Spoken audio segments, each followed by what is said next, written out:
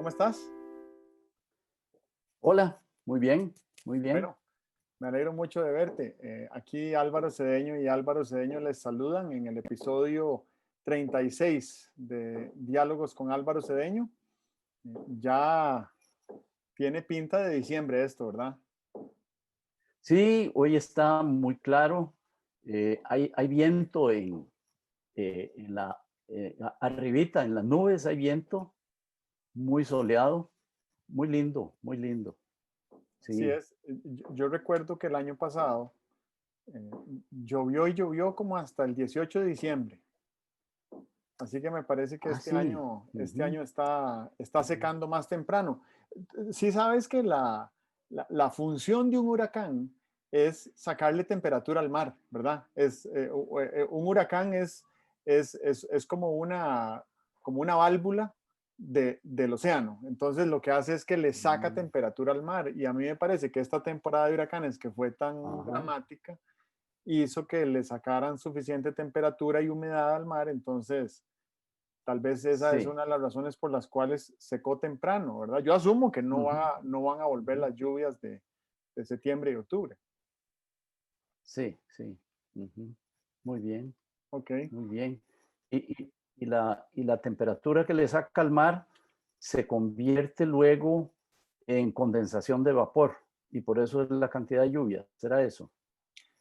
La lluvia es por un fenómeno de atracción por el movimiento de convección del huracán, ¿verdad? El movimiento de convección en realidad Ajá. empieza siendo horizontal y vertical, pero después de que alcanza Ujú, cierta velocidad, el torbellino se reorienta y entonces lo que hace es que le va sacando temperatura al mar y se va desplazando hacia las zonas del mar que tengan menor presión atmosférica, ¿verdad? Donde la presión milibárica es menor, se va desplazando la fuerza, porque ahí es donde hay las condiciones necesarias para mover la humedad, que la humedad es producto de la temperatura, ¿verdad? Y este año el ujú. mar Caribe estuvo muy caliente hasta Sí, noviembre, ¿verdad? Hasta este mes. ajá, ajá. Así es. Bien, escribiste esta semana un artículo que a mí me, a mí me resultó como un llamado a la acción. Me hizo pensar que la acción humana eficaz puede ser estimulada desde afuera.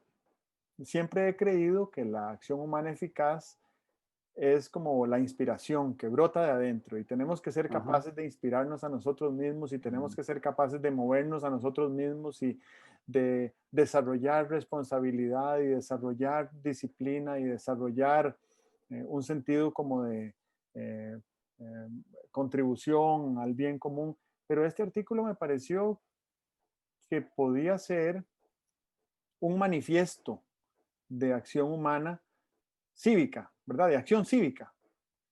Eh, ujú, me ujú. pareció, me pareció que es un artículo que es más un legacy que un artículo de opinión, ¿verdad? Me pareció que este artículo es, bueno, no le quiero llamar artículo, me parece que es como un manifiesto de los elementos que debemos activar para provocar la acción que necesita una nación. Y es que la acción de una nación tiene que estar vinculada con un futuro muy distante, ¿verdad? Y Ujú, entonces me ujú, parece que ujú, la visión que se necesita para ujú. mover un país es diferente a la visión que se necesita para mover un ciclo de bicicletas, ¿verdad? Sí, claro, Y claro. entonces yo siento que este manifiesto que escribiste es, un, es una pieza de colección que nos ayude a pensar con conciencia ciudadana en cómo querríamos ser recordados como ancestros de las futuras generaciones, Ujú, ¿verdad? Estamos perdidos y en parte estamos perdidos porque, digo, no estamos perdidos porque nos fuimos al guindo, que es lo que muchos a veces desean, ¿verdad? Amanecer el lunes y que ya Costa Rica se haya incendiado. Me ajá, parece que estamos perdidos Simple y sencillamente porque no sabemos hacia dónde vamos, ¿verdad? Y si uno Claro, no sabe claro. hacia dónde va, como dice el dicho, Ujú, si uno no sabe hacia dónde va, en cualquier lugar está perdido. ujú, Entonces estamos perdidos porque no sabemos para dónde vamos. Sabemos que tenemos una enorme cantidad de recursos, de virtudes, de sí, claro. memoria histórica, de Ujú, ujú, instituciones, de capital de todas las formas. Eh, ujú, tenemos una gran trayectoria de éxitos públicos y privados, una gran ubicación geográfica, un estupendo ujú, clima. Sabemos todo eso, pero estamos perdidos. sí. Y estamos Ujú, perdidos simplemente porque no sabemos para dónde vamos. Entonces, si ujú, necesitamos una gran visión para decir, ah, aquello es posible y aquello lo quiero y voy a dedicar esfuerzos a persuadir a otros para que hagamos lo que tenemos que hacer para movernos en esa dirección, entonces siento que este manifiesto que escribiste es un llamado a la acción cívica para lograr movilizar toda una nación en la dirección de lo que nos haría buenos ancestros de la generación que está por nacer, ¿verdad? Dentro de 20 años, ujú. las niñas y los niños que nazcan en el año 2040 van a decir qué hicieron los del 2020 para que nosotros seamos como somos. Y eso a mí me resulta impresionantemente estimulante. Sentí como que la pieza que le aportaste al rompecabezas es una especie de brújula, ¿verdad? Que aunque no nos diga hacia dónde, sí nos dice por qué. Y me movilizó mucho realmente. Bueno, si yo dijera, hombre, sí, tienes razón, estaría endosando un juicio tuyo que me resulta como un homenaje. Entonces, qué lindo que digas eso y que pienses eso, pero bueno, yo no voy a endosarlo todavía. Eh, Cuando hablabas de legacy, a lo mejor a uno los, creo que los telómeros de las células, los telómeros de los cromosomas, no me acuerdo, son los que van determinando cuán mayor estás.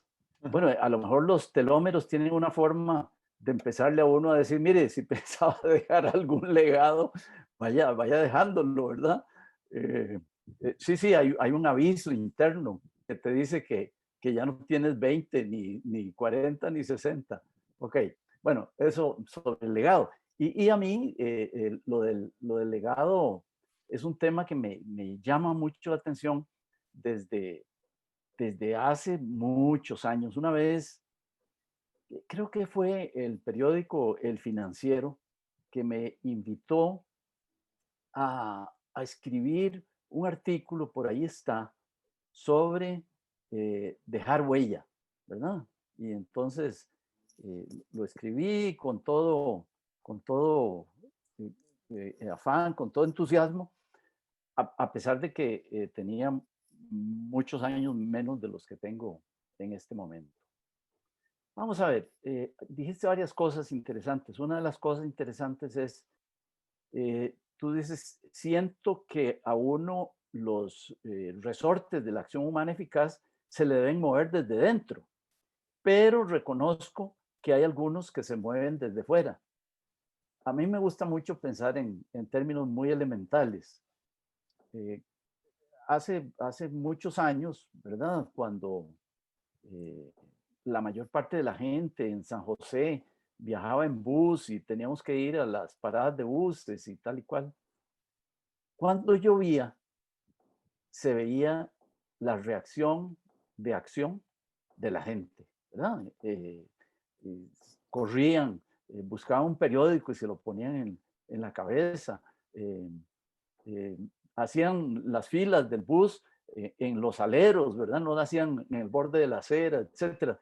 Y entonces, siempre he pensado yo que los elementos externos, como un aguacero, motivan la acción y motivan una acción eficaz, desde luego. Incluso llegué a pensar una vez creo que Covey es el que dice que tenemos que influir en la realidad. Y entonces, que no importa no tener autoridad o no poder mandar, que lo importante es poder influir en la realidad. Y a mí siempre me parecía que todas las acciones que la gente toma a la hora de un aguacero, pues lo que está haciendo es influir en la realidad. No se están quedando por ahí en el borde del camino diciendo, qué desgracia que llovió, qué mal que no traje paraguas. No se están quejando, sino que están buscando cómo adaptarse a la realidad. Un biólogo nos diría, hombre, pero eso que usted está diciendo sobre la acción humana es lo que hacen las hormigas. Póngales un obstáculo a un caminito de hormigas y ellas encontrarán cómo irse por otro camino o subirse en el obstáculo y tal. O sea, que es muy bonito, pero me parece que todo lo vivo pugna por afirmarse. Y entonces, si además de vivos como somos, vivos de vida, además de vivos de vida como somos, tenemos la capacidad de razonamiento, el conocimiento acumulado que tenemos, pues desde luego que de los seres humanos se pueden esperar cosas grandiosas, ¿verdad? Entonces, no sé, me pongo a pensar que veo dos países en gran necesidad de una acción humana concertada. Veo a los Estados Unidos con una gran necesidad de acción humana concertada, pero realmente no me imagino un país de ese tamaño, con esa diversidad, con esa población, con esa cultura. No me imagino cómo se puede movilizar un país como ese. Biden sí se lo imaginó, ¿verdad? Era su tarea. Pero sí me imagino un país como Costa Rica, territorio pequeño, muy homogéneo somos, hay diversidad, pero somos bastante homogéneos, una sola lengua. Claro, cuidado, ahí me encienden las alarmas los que dicen, no, pero sí, aquí también se hablan lenguas indígenas. De acuerdo, pero el peso proporcional es reducido. Un país con una homogeneidad cultural bastante profunda y con una homogeneidad educativa eh, también, también, ¿verdad? Todos sabemos leer y escribir el nombre y todos sabemos leer y escribir un poquillo más que el nombre. O sea que tenemos una homogeneidad, ¿verdad? Entonces, en este país, yo me imagino que conviene empezar a preguntarse, ¿y esta cosa cómo se gestiona? Te voy a contar un cuento. Durante 10 años trabajé intensamente en SINAES, el Sistema Nacional de Acreditación de la Educación Superior, y acreditábamos carreras. Y yo llegué al SINAES y no sé, el aprendizaje me debe haber tomado 2 o 3 años antes de que yo intentara dar opiniones ante un grupo de compañeros que tenían el Consejo Superior de muy altas calificaciones académicas y de mucha experiencia y tal. Bueno, estuve como 3 años callado y a los 3 años empecé a decir algunas cosas. Pero todavía tuve que esperarme otros años más, porque de pronto empecé a sentir dentro de mí que el problema de las carreras universitarias en Costa Rica es que están subgestionadas. O sea, que para hacer una caricatura, usted abre la matrícula en una carrera, llegan los estudiantes, se matriculan, por otro lado usted contrata a los profesores traen el programa o usted le da el programa y llegó el inicio de la carrera, ¡pum!, empezamos y la próxima vez que tiene que haber una necesidad de gestionar la carrera, es cuando vienen las notas de los exámenes finales, tienen que estar a tiempo, quién se queda, quién pasa, qué hacemos con los que se quedan, etcétera.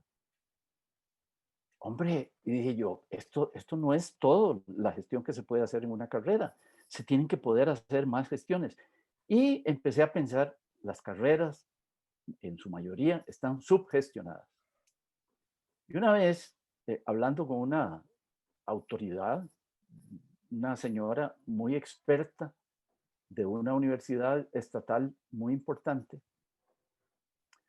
tomando café, le dije, fíjese, usted que sabe tanto de estas cosas, viera que yo tengo el mal pensamiento de que en Costa Rica lo que pasa es que las carreras universitarias están subgestionadas. Y me dijo, yo estoy totalmente de acuerdo con usted. Y yo trabajo en tal área y le refrendo eso.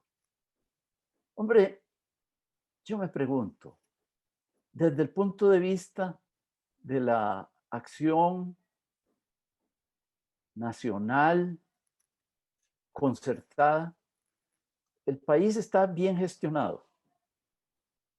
Yo creo que no. Yo creo que no. Y yo creo que faltan algunas cosas. Creo que hay unas cosas que es posible hacerlas. He visto gestiones en el pasado que hacen que el país se mueva en una determinada dirección y tal, ¿verdad? Ya me gustaría a mí hacer una conexión entre cuáles resortes hay que mover para que la gente tenga el entusiasmo que tiene en tiempos de Mundial de Fútbol alrededor de la selección nacional. Si alguien supiera descubrir qué es lo que mueve esa uniformidad en torno a la selección nacional de fútbol y lo pudiéramos aplicar en otras cosas, en buscar más responsabilidad ciudadana, en buscar más responsabilidad social, corporativa, buscar mayores esfuerzos en el sistema educativo y tal y cual, hombre, haríamos dar a este país una serie de saltos. Vieras que hace una semana estaba escuchando un podcast con Yuval Harari. Creo que lo comenté la semana pasada en algún aspecto, pero era un podcast muy largo, era como de casi 2 horas, entonces lo escuché como en 4 tractos. Y Harari es un historiador, ¿verdad? Con formación de historiador, con un doctorado de Oxford en historia.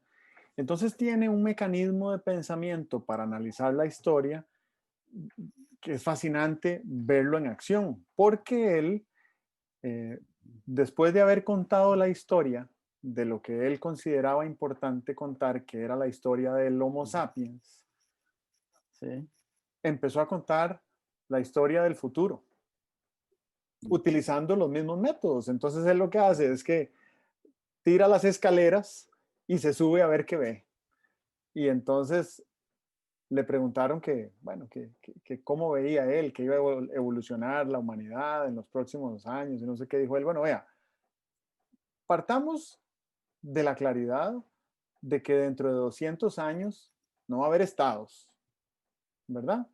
Y dentro de 200 años no va a haber computadoras. Y dentro de 200 años no va a haber podcasts.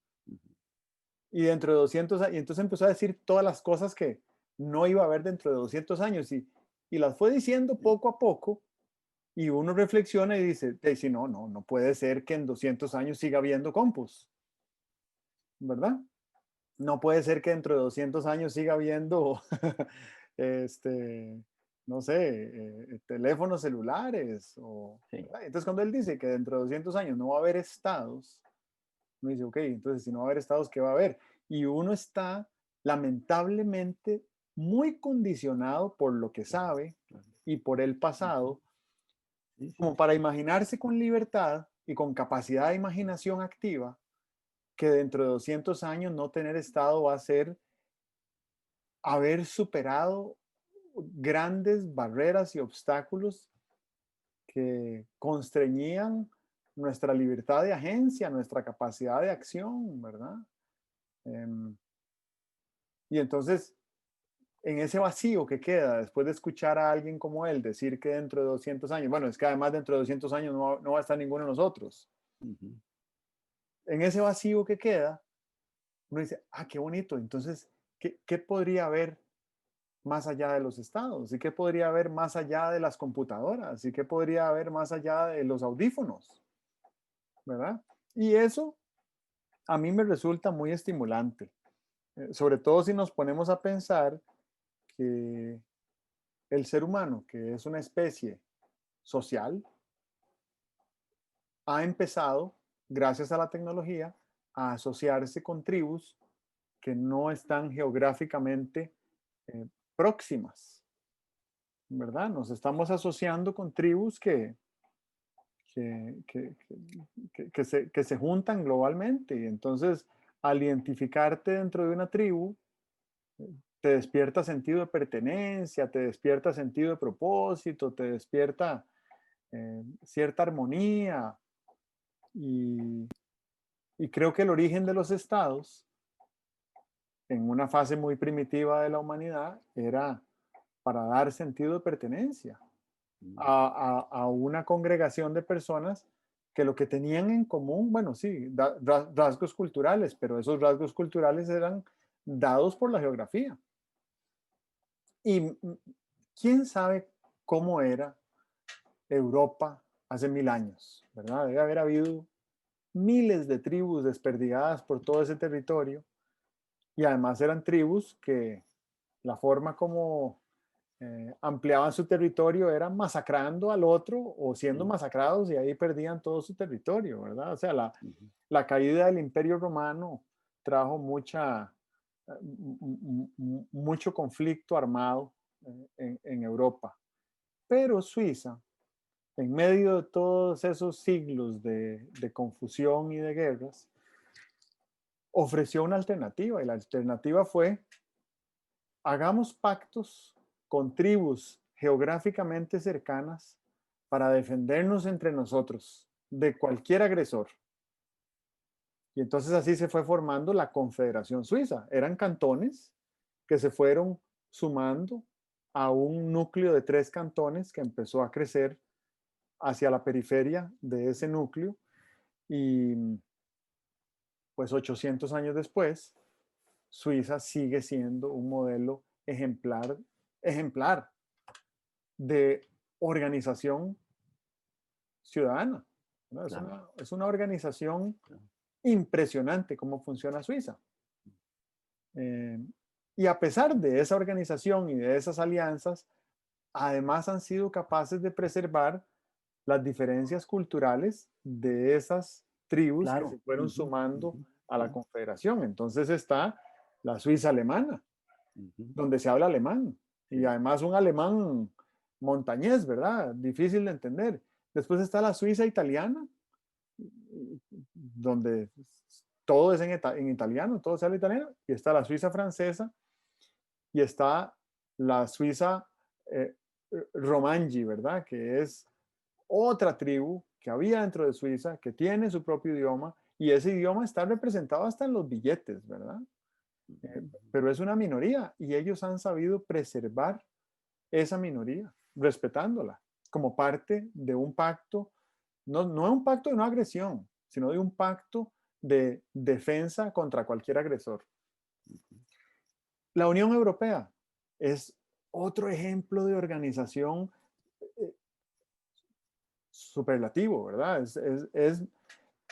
Es impresionante lo que es la Unión Europea, que empezó después de una guerra donde trataron de aniquilarse mutuamente unos a otros y como mecanismo de reconstrucción supieron que el comercio era la vía. Claro, Entonces claro. idearon un acuerdo comercial entre 6 países para ayudarse mutuamente a reconstruirse después de haber tratado de aniquilarse Sí, unos claro. añitos Ujú, antes. ujú. Y esa unión creció hasta ser lo que es hoy, ¿verdad? 28 países menos uno. Yo creo que siempre hay que contar los 28 porque esa salida del Reino Unido es un accidente histórico parecido a la elección de Trump. Lo que pasa es que yo creo que es un Sí, accidente histórico que permanecerá por algunas décadas, lo cual en la historia europea no es No tan sé. grave, pero para la nación británica, ¡ay, qué desastre! ¿Verdad? Qué increíble pérdida. Y encima de todo, se ratifica la salida de la Unión Europea,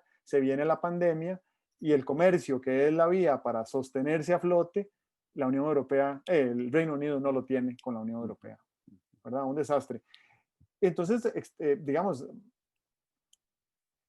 si esas extrapolaciones las trajéramos de vuelta a nuestro contexto eh, político, ideológico, histórico, económico, ¿qué debería de suceder en un país como el nuestro para que dentro de unas décadas la situación en la que estamos hoy sea irrepetible, sea recordada como una catástrofe organizacional em, Ujú.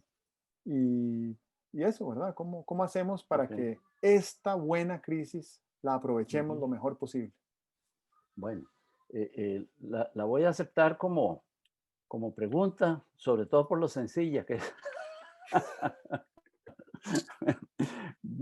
Mira, me llama mucho la atención el tema de la desaparición de los estados, por lo que tú dices, porque uno está acostumbrado a vivir siempre dentro de un estado. Yo me acuerdo la primera vez que un amigo en España me dijo que él era monárquico y a mí me pareció que me estaba dando una broma, porque no tenía yo ningún anaquel en mi mente donde meter la idea que uno esté contento de vivir en una monarquía. Y no, era en serio, él era monárquico, ¿verdad? Y posiblemente cuando vino la transición en España se quedó muy triste de que hubiera pasado no a una monarquía como él se la imaginaba, sino a una monarquía muy constitucional y muy democrática y tal y cual, ¿verdad?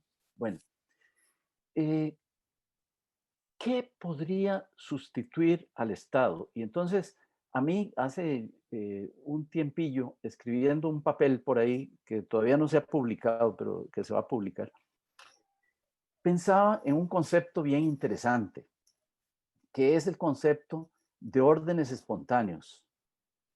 Un orden espontáneo, creo que es Hayek el primero que empezó a hablar de órdenes espontáneos y en la escuela austríaca se hablaba de órdenes espontáneos.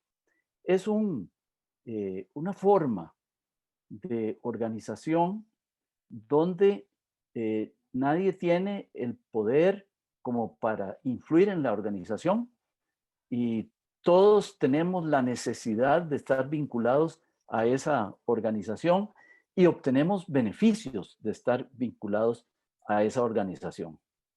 El ejemplo que se utiliza principalmente para ilustrar lo que es un orden espontáneo es el mercado, ¿verdad? El agricultor en Pacayas se levanta y atiende todos los días su campo de hortalizas o de arvejas y nadie le asegura que las va a vender, nadie le asegura a qué precio las va a vender, eh, nadie le dice dónde tiene que venderlas y tal. Y él un día, cuando recoge las arvejas, decide, dice, pues voy a ir a las ferias del agricultor, o voy a ir a, no sé, un mercado de mayoristas, o voy a ir a venderlas a un envasador de arvejas. ¿Y qué pasa? El envasador de arvejas está muy contento de que se las lleven, porque él hace negocio por otro lado. El transportista está muy contento de que le contraten el flete para llevar las arvejas.